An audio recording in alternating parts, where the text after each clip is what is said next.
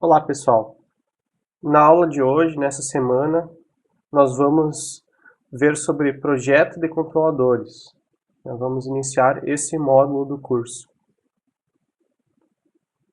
Os tópicos que a gente vai apresentar nessa aula, são a questão de objetivos de controle, para que controlar, para que fazer projeto de controle, e também sobre análise em regime permanente, critérios de estabilidade e diretrizes de projeto para regime permanente, com o objetivo de rastrear referência, ter estabilidade, ter rejeição a distúrbios e ser robusto a variações paramétricas. Mas antes disso, a gente precisa entender para que controlar,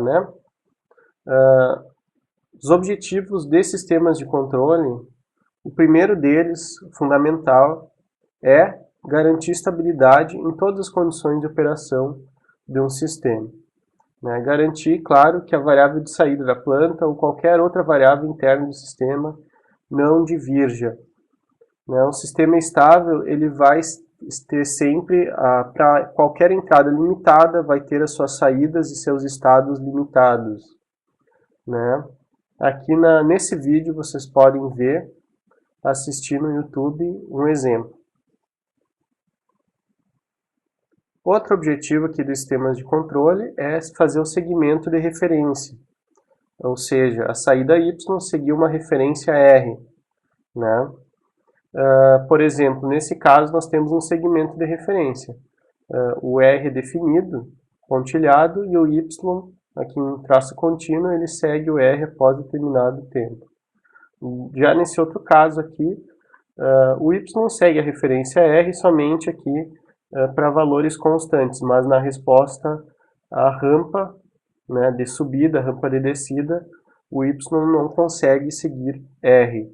Então, dependendo, claro, de qual as nossas especificações do sistema, se é necessário ou não seguir a referência de rampa ou referência constante, qual é o erro máximo, também a gente pode ter tem esse objetivo aqui que pode ser quantizado em função de qual o erro máximo para resposta ao degrau, para resposta à rampa, ou resposta a um sinal senoidal, por exemplo, a uma faixa de sinais.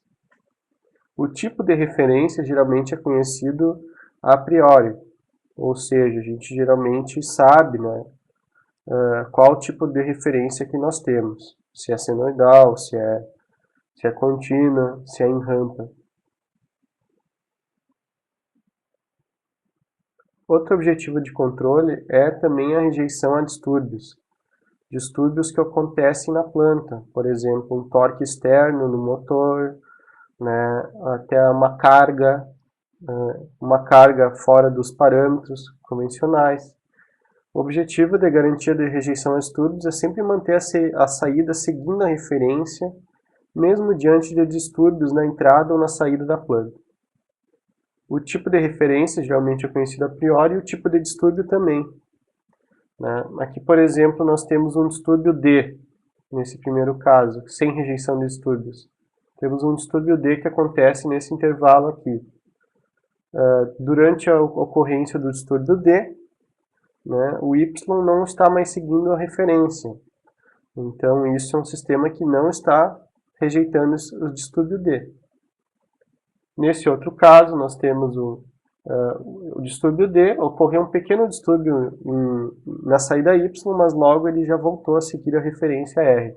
Então, esse daqui teve rejeição de distúrbios. Vocês podem ver nesse vídeo aqui sobre isso.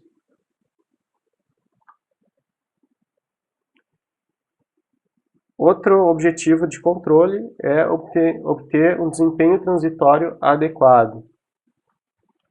Por exemplo, responder adequadamente às especificações diante de variações no sinal de referência ou em caso de distúrbios.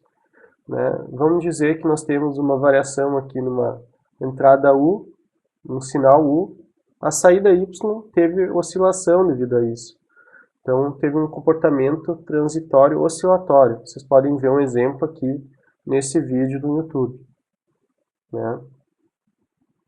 Também aqui esse outro, a saída U, a resposta Y, nesse caso agora, está bem amortecida. Esse é um comportamento mais amortecido que geralmente é o mais adequado para a maioria das situações. Depois, outro objetivo de controle: tornar o desempenho do sistema robusto a variações paramétricas.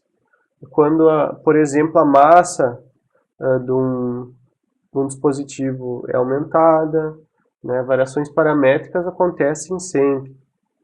Né? Por exemplo, esse pêndulo aqui, pêndulo invertido, ele foi projetado para não ter essa xícara aqui em cima. Né? Mas ele tem que também manter o seu funcionamento, né, com a xícara, certo? Mesmo com o peso adicional. Então, um sistema que é insensível a variações paramétricas, ou seja, bom, né, um sistema robusto, né, a saída Y vai ser pouco afetada mesmo se ocorrer ali uma variação paramétrica. Nesse outro caso, um sistema que não é muito robusto. No caso de uma variação paramétrica, no gráfico de baixo, o Y começou a oscilar demasiadamente. Né? Então, isso aqui é um sistema que pode talvez entrar em instabilidade. Né? Então, ele pode parar de funcionar ali se a variação da variação paramétrica for muito grande. Então, observe esse vídeo no YouTube que mostra também o exemplo desse pêndulo. Outro objetivo de controle, outro possível objetivo, é também otimizar variáveis da planta. Por exemplo, minimizar consumo de energia do sistema, minimizar a potência de um atuador, reduzir o desgaste da planta. Né? Por exemplo, digamos que um sistema que consiga economizar energia.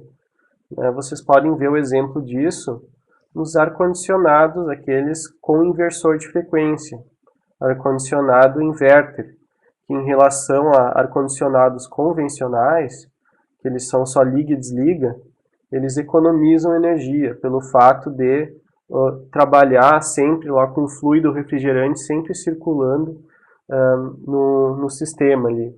E daí não tem essa energia para ligar e desligar o fluido. Então, vocês podem ver nesse vídeo aqui o exemplo.